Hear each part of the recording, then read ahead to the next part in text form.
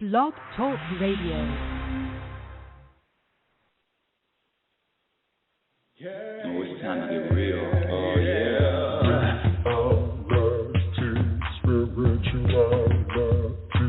It's a new experience. Spirituality. Yeah, keep your ears open for this one, man. Spirituality. You got a question for RLN? Spirituality. Yeah, it's time to get some answers, baby. Spirituality. Oh, now we getting real.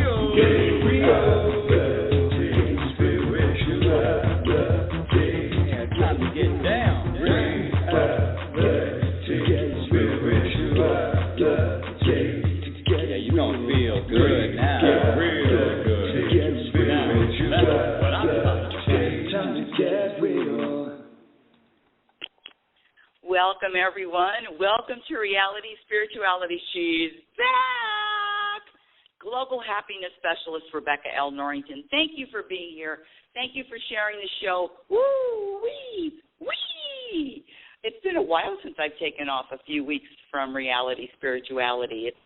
I took 3 weeks off, and you know, the thing about that is every single week was inspiration. Every single week I intend to have a show. I intend to do the show. And something about that inspiration, which is my only, let me just say this. Yes, it's what I use all the time. I just wasn't inspired. I've been out of town. Listen, I could have a story for you about why, but that's not what we do here.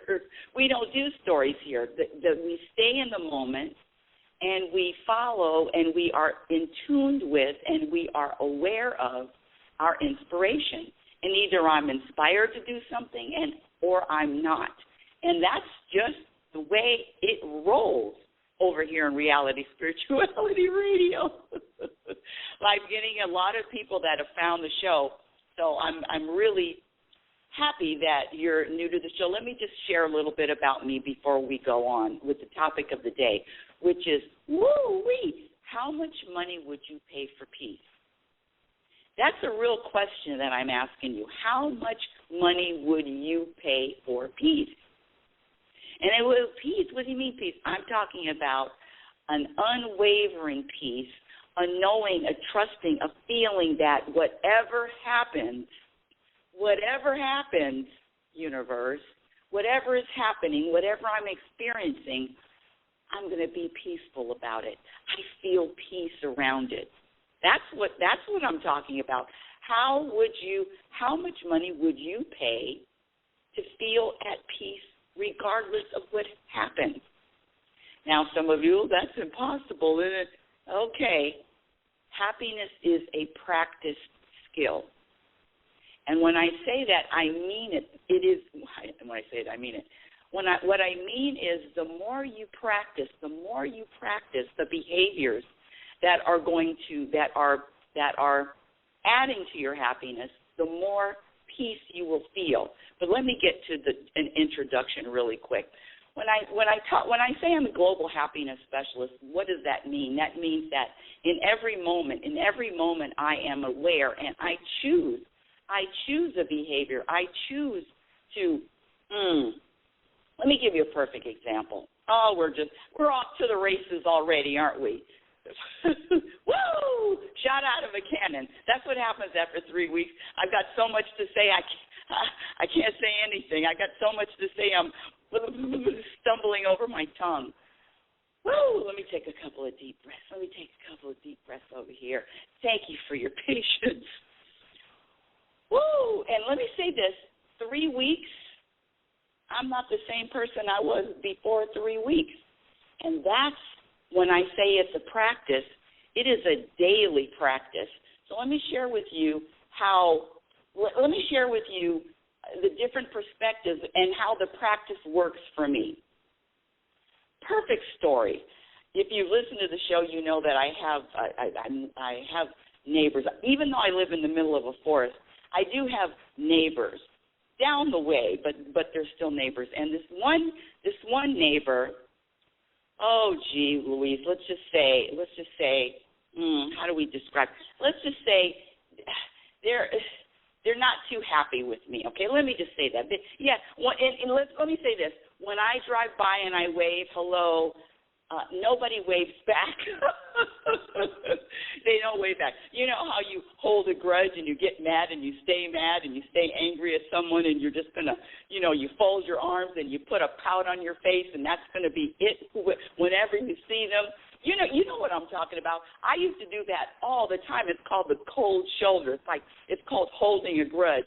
Well, my neighbors are holding a grudge. So let me. But the thing is about people that hold grudges, you can't be happy and hold a grudge at the same time. So when I say happiness is a practice and it's a decision that you make, that's a choice to hold a grudge. And why? Let me speak for myself. I could hold a grudge for years.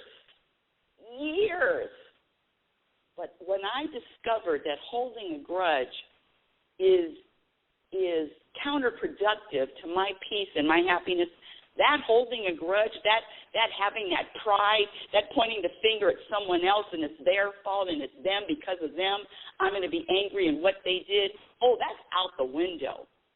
That is out the window. I don't care what anybody does or anybody says to me. They are not responsible for how I'm feeling in this moment. I could tell a story about it. I could say that what they said or what they said bothered me or what they said, but it's not the truth. The truth is that I am responsible for my feelings. And when I say responsible, I alone. It's not about someone else. It's not about what they did. Because if it was about what they did or what they said, guess what? I'd be a basket case. I'd be feeling good one moment and feeling like crap the next. So one of the tag words when I program the show is empowerment. You want to be empowered? You let go of blaming someone else for how you're feeling. So this was last week, and it's trash day. So I'm outside putting the trash in the container, and I can see my neighbor way down the road with the dog. Now the dog usually just barks at me, just barks. The dog's not very.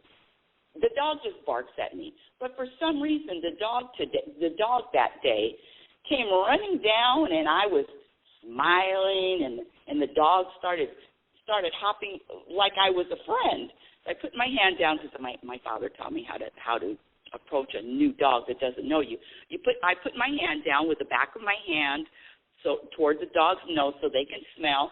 Now, so the dog is smelling, the dog is waving their tail, and I'm talking nice to the dog. Now, meanwhile, my neighbor, the one that is not speaking to me, gets angrier and angrier and angrier that the dog is that I'm talking to the dog. The dog is having a good time around me. Anyway, I digress. So what she said to me was, I know, because there's an area where there's a lot of rocks, and I said, be careful of the rocks. And because she's fallen before, she's elderly, she's fallen. I said, be careful of the rocks.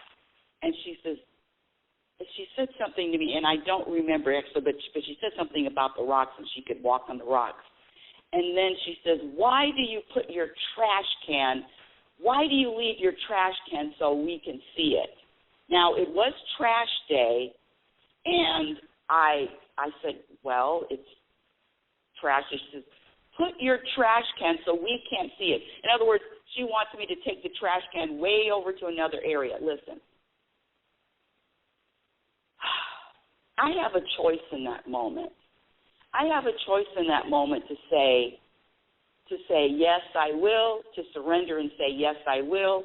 I have a choice in that moment to let go of whatever, scratch all of that. This is what I want to say. When someone is coming at you and they're angry and they're mad and they have a chip on their shoulder for whatever reason, and I've talked about this before, what does the man with the hump in his back want more than anything else? The man with the hump in his back wants you to have a hump too. The man with the hump in his back doesn't necessarily care about having that hump or wanting that hump. The man with the hump in his back wants you to have a hump too. Somebody that's angry and mad and just not smiling in the moment and is pointing their finger at you only wants you to feel like they feel. It's called misery loves company.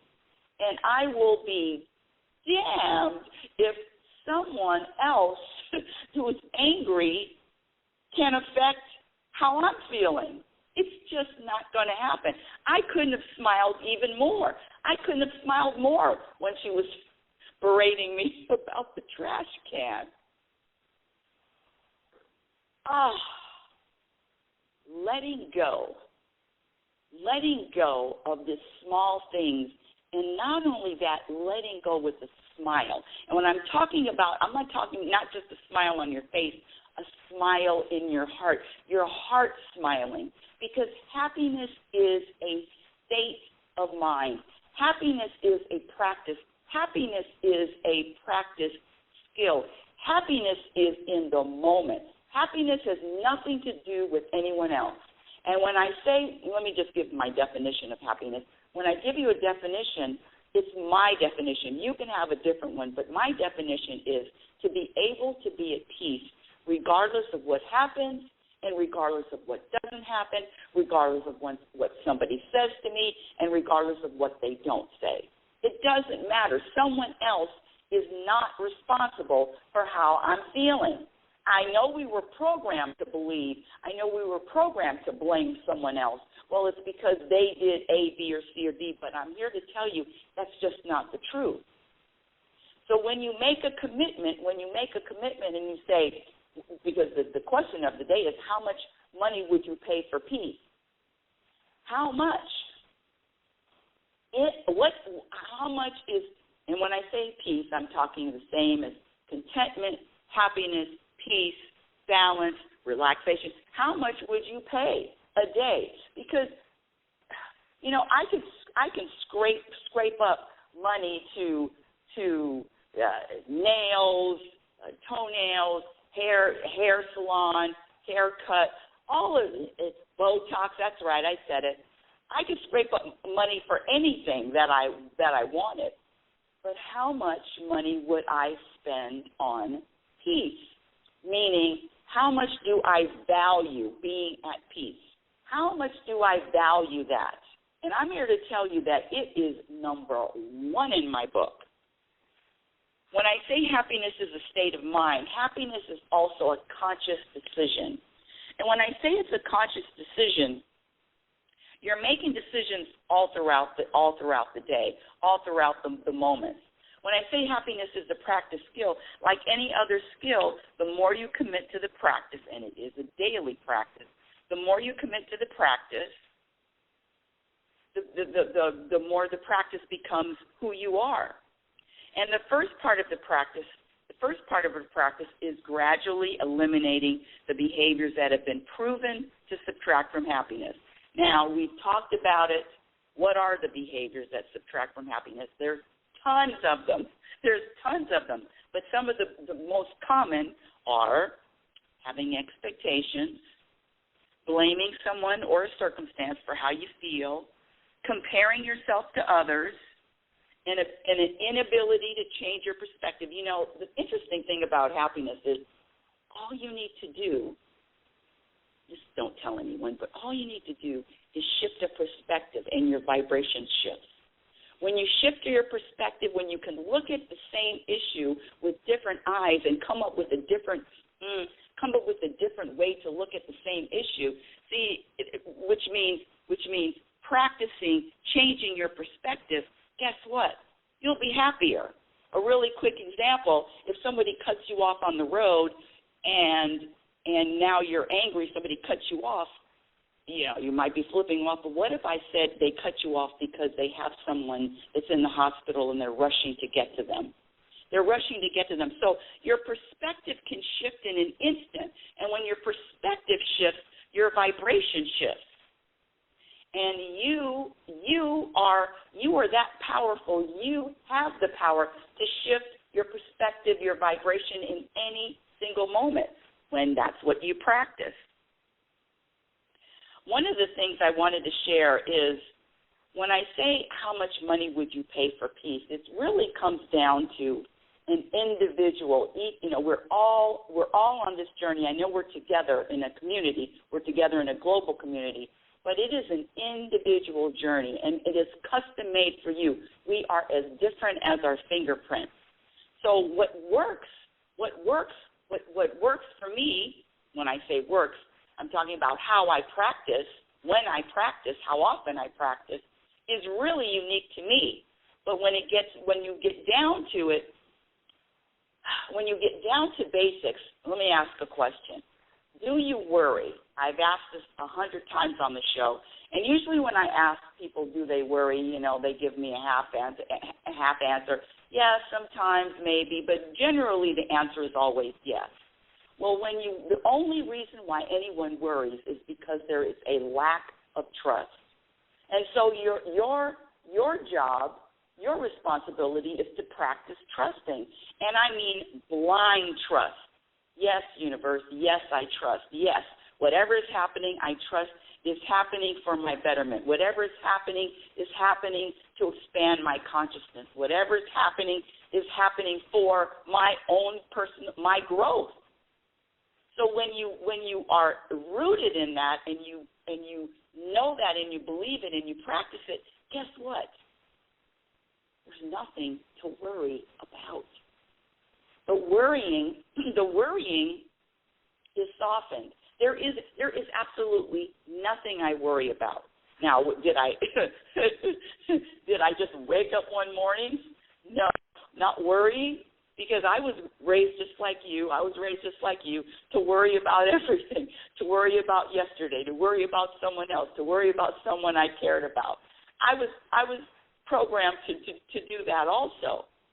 But the truth is that worrying subtracts from your peace, subtracts from your happiness. So the practice is trusting. And then when I do get stuck and I don't, listen, I am as lazy, don't tell anybody, but you can't find anybody, well, I don't know if that's true, but I'm lazy. So I need help. And I ask all the time, every day, hey, universe, how can I practice trusting more? Hey, universe, how do I practice letting go? How do I practice knowing, believing that everything that is happening to me is happening for a reason, for my betterment, for my growth? How do I practice knowing that? I mean, knowing that in my soul, unwavering trust. So it's very simple.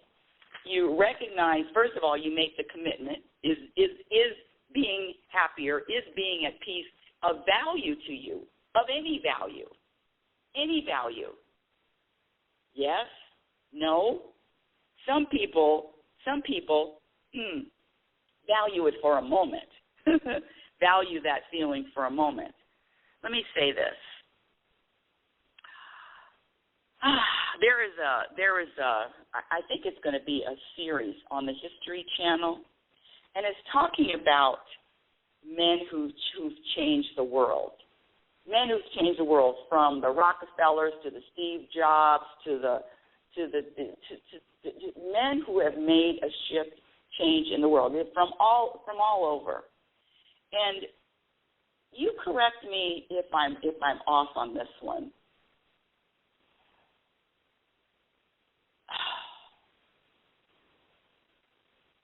Oh, okay, that. I always get alerts when I'm in the middle of the show, but anyway, correct me if I'm off, if I'm right about this one. When I say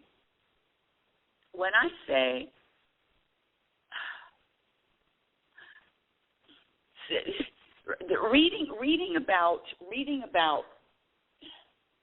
the movers and the shakers, there is one thing that is not discussed, or there is one thing that I haven't found. You let me know if I'm off. How happy were these people? How happy are these people? Yes. Changing the world, shifting the world, iPad, iPhone, I get it. A whole shift. Microsoft, get it. Google, get it. I get all of that, shifting all of that. But how happy are these people? And is that even valued? Is peace, happiness, contentment even valued in today's world?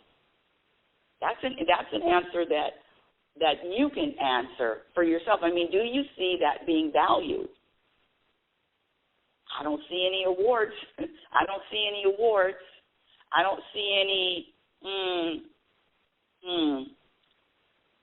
Let me shift gears for a second because I'm kind of getting off track. When I say peace is a practice and happiness is a practice, and I ask you what value do you put on peace, there is a practice. When I say there is a practice, the practice is daily. The practice is moment by moment. The practice is in the moment making decisions. One of the reasons why I'm not even going to say that as a reason, but I had visitors last weekend, and visitors for 4 days. Let's see, Friday, Saturday, Sunday, Monday. Yeah, so 3.5 days. 3.5 days. Now, what I learned from having visitors for 3.5 days is that 3.5 days is too long to be around. For me, it's not for you. For me, 3.5 days is too long to be with people morning to night, unless I'm giving a retreat. Unless I'm hosting a retreat, hosting an event, hosting a workshop, that's totally different. I'm talking about personal life. Personal life. That's a long time to be around people that I'm not used to being around. 3.5 all-day solid days. And so what was happening is I found myself pointing the finger, yes, that's right, me, don't tell anybody.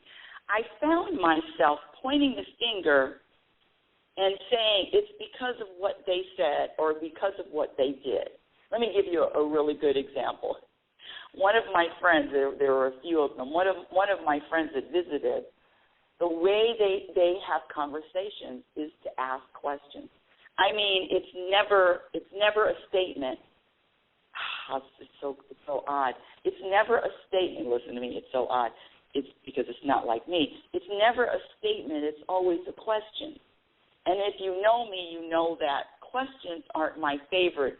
When I say questions, I'm not talking about questions about spirituality or questions about happiness or questions about balance or questions about forgiveness or questions about holding a grudge or questions about blaming, questions about comparing. None of those kind of questions. No, I'm on those. I love those questions. No, these are questions. I don't even want to say mundane, but what's the weather like this afternoon? How many people can fit into the restaurant? I don't know. It's the daily. It's the mundane, everyday question. Hi, how are you? That's another question. Hi, how are you doing this morning? Hi, how was your sleep last night? Hi, those kind of questions, those everyday questions. Don't ask me, but that's my cross to bear. It's one of my crosses to bear. It's one of my crosses to bear questions. And we know that when there is a button, if somebody can push your button, you have buttons, you have something that bothers you or something that charges you, something that annoys you, guess what? It's up to you. It's up to you to address the button. It's not up to you to tell somebody else to be different. It's up to you. It's up to you to be able to navigate through the day or the time or the company and be at peace with whatever. See, and I know that's my responsibility, which makes it even more frustrating because I can't point my finger and say, it's your fault for all those questions you keep asking. No, it's not their fault. It's not. How much would I pay for peace? How much would I pay? How much would I pay? Every penny I have. Every penny I have. There is the price for peace. The price, and when I say for peace, it's really about the knowledge of how to be at peace. That knowledge. How much would I pay? There is no whatever the price is. Because I can scrape together money for other things on this world. I can scrape together, nickels and coins and pennies for other things that are tickets to a concert or tickets to a sporting event. I can do that. But how important is being at peace in every moment? And one of the things that this being at peace in every moment, being aware of it and wanting it and really making a decision that is how I'm going to live, that is how I am going to live regardless of what happens, it has nothing to do with anyone else. It has nothing to do with the journey. It is nothing to, when I say it's nothing to do with the journey, it has nothing to do with what somebody else did or somebody else said. The peace has nothing to do with what happens or what doesn't happen. The peace is a state of mind. Can you imagine being at peace for the rest of your life with whatever happens, being okay with it? When I say peace, it is an action. You're just not going to, well, let's say this. The programming is the opposite. The programming is not to be at peace with what happens. The programming is to be bothered by, annoyed by, finding fault with, what's wrong with. Let's see, hold on a second. Let me find this. Excuse me, just give me 1 minute to look for this. Let me give you 1 minute to look for this. 1 minute to look for it because it's really an interesting. Oh, here it is.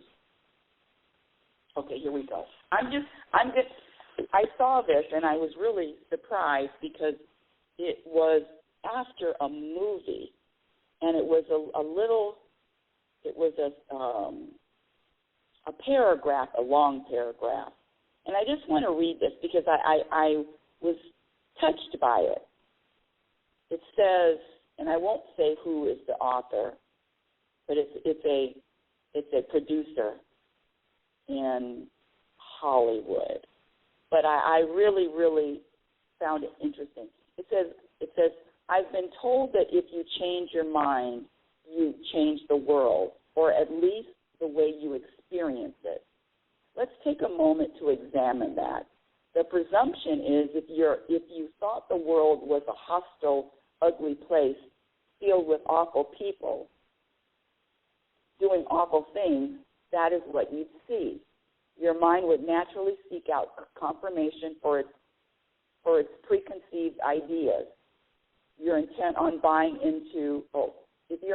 buying a red car, as you go about your day, all you'll see is red cars.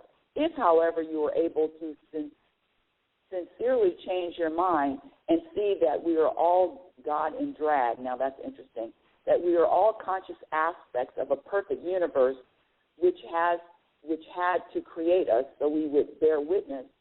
Anyway, it goes off into saying that it is a perspective in every moment. And it is an individual perspective, and it is an individual relationship that you have with the universe. I say universe, some people say God, higher power. So with a simple decision, you can suffer in the darkness or play in the light. You can be angry, frightened, and enslaved, or loving, joyous, and free. Which, that's all I'm saying here. What do you value? What is it that you value? And your behavior determines what you value. Now, the problem comes from thinking that doing or achieving or accomplishing is going to bring about the happiness. And that, for a moment or two, yes, but I'm talking about lasting, deep-rooted, deep-seated happiness. Deep-seated that happens regardless of what I do or regardless of what I accomplish. My happiness is separate from my accomplishment. How can that be true? Well, because the happiness that I'm talking about has nothing to do. It's how could I say it? If I'm making a cheesecake, I'm not going to throw in a chicken. It doesn't belong, and it has nothing to do with making a cheesecake. So what I'm saying is that this happiness that I'm talking about has nothing to do with what you do or accomplish. It has something to do with what you practice in a moment by moment. And when I ask you, how much would you pay for peace? What I'm really asking you is, what do you value? I ask the question before any happiness class, on a scale from 1 to 10, how important is happiness in your life? And some people don't give me a 10. Some people say it's 8. Some people say 9. Some people say 7, 5. So whatever you value is what you are. When I say whatever you're going to value, if you value peace, then guess what? You're going to practice the behaviors that are going to bring more peace to you. I hope I'm making sense. I kind of feel like I'm rambling. It's my first day back. I might be rambling. Oh, okay.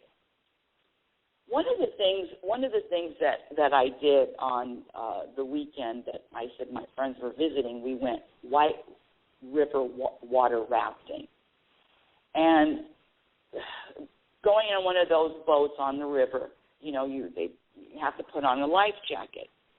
And that life jacket is there to keep you afloat, to keep you afloat if you fall over, if you, for whatever reason, the boat hits a rock, the boat topples over, they have to rescue you. The life jacket, and I found, and they told me, they instructed me, toes up, nose up. So if you ever fall into a river or wherever you're falling into a river or ocean and you have a life jacket on, toes up, nose up. Uh-oh. Hold on a second, audience. Hold on. I have to get back into the system. Okay, good. I'm back in the system. Toes up, nose up. Now, just because I was wearing, and then I also got into one of those individual kayaks. So now I'm going down the rapids in an individual kayak, in a kayak built for one. And, of course, the rapids are a little nerve-wracking, a little scary, a little, up and down, the waves toss and turn. But the life jacket is the practice. The life jacket keeps you afloat. The life jacket is what reminds you, and if necessary, if you do fall into the water for whatever reason, you are going to stay afloat. Unless there's something wrong with the life jacket, that's another show. You're going to stay afloat. The life jacket is what keeps you up and moving along life's journey. And when I say the life jacket, let me use that as an analogy for the practice. And the practice is eliminating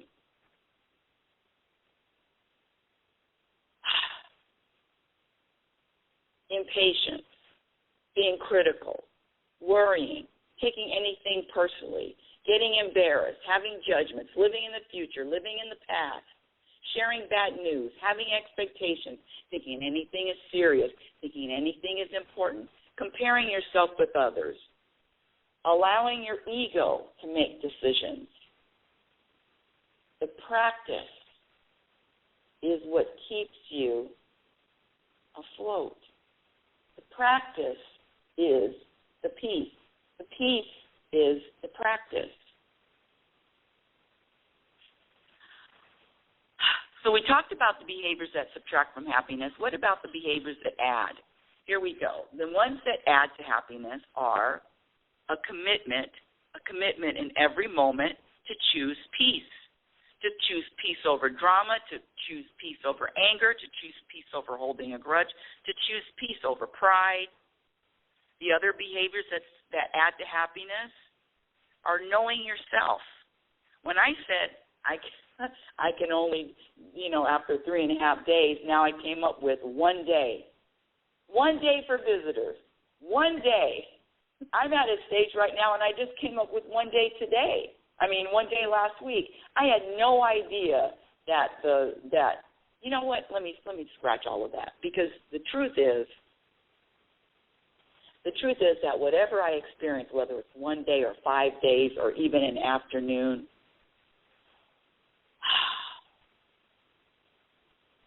here I am checking myself live on air. So it's really not even the 1 day, but it is about knowing myself. And knowing, let me see, hold on, let me come up with this. Because I'm right in the middle of an inspired thought, and I'm trying to pull it out. What is it?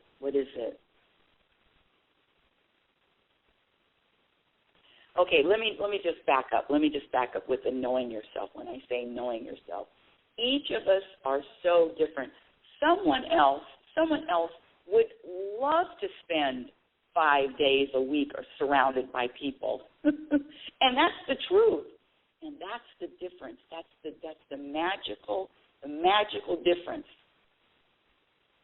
And what adds to happiness is accepting the differences in others, accepting the differences about others, accepting how they're totally different perspectives, different fingerprints, different ideas. But the practice is still the same. The practice of letting go, choosing a perspective, being patient, being aware, not taking anything personally, telling yourself the truth, being in a loving relationship, accepting relationship of self, being okay with uncertainty. All of these things add to your happiness. The truth about happiness is it is a practice skill. How much would I pay? Whatever the price. Whatever the price is what I would pay. Peace, contentment, happiness, surrendering, letting go, trusting, letting go of all of it, witnessing the thoughts that tell me, oh, there's something wrong here. Oh, this shouldn't be happening. Oh, there's something that needs to be different. Witnessing those thoughts, not giving those thoughts any power. How much would I pay for peace? Whatever the cost. Reality Spirituality is heard every Sunday at 9 a.m. Pacific Standard Time. My website is RebeccaNorrington.com. Follow me on Twitter at RLN, what? What is my Twitter? RLN Norrington.com. Instagram, Reality Spirituality. Facebook, Reality Spirituality. And until next week, my dear audience, I want you to remember who you are. You are a physical example of the universe. You are a physical example of the universe. Love is patient and love is kind. Be patient and be kind to yourself. Be your own best friend. Remember, you cannot have a happy ending to an unhappy journey. It is about the journey. Thank you for listening. You've been listening to Reality Spirituality with Global Happiness Specialist Rebecca L. Norrington. Have a peaceful, conscious week. Thank you for listening. Oh, it's time to get real. Oh, yeah.